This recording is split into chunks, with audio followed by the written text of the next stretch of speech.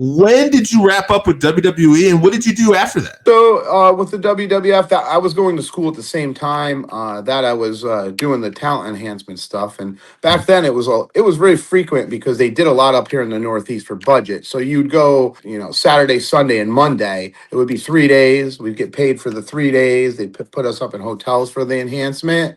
So anything local we were going to, they would fly us sometimes, but not a lot, just for budget reasons. Because they would be able to get like a car of four of us. They would pay for our car, but it was Right. four people in a car versus four flights.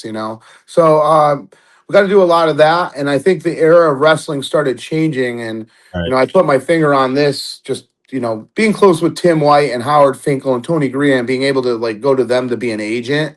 Like the talent enhancement stopped when Jim Cornette came in and he started taking over those responsibilities. And if you remember, that is the era where TL Hopper and the Goon and Sal Sincere had come in.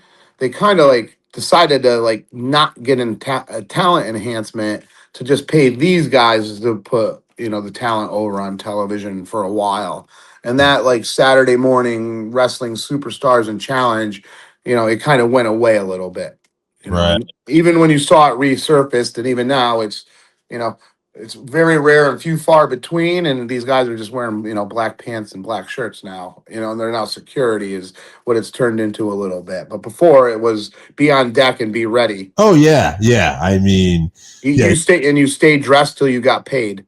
Like you know what I mean? Because they would say at any given point, we're just going to tell you to go out there, and it did happen to me one time. So that was something. Excuse me. That's something like they want to instill if they need something or someone gets hurt or they need someone to run out. Like they wanted you to be ready up to a certain point. I mean, obviously, it's got to be a passion because I mean, especially for you guys. I mean, you don't know when it's over. You're probably working the most matches of anybody on this show, and you're taking all these bumps, but hey, I mean, you're getting to travel and getting to do something you love too, though.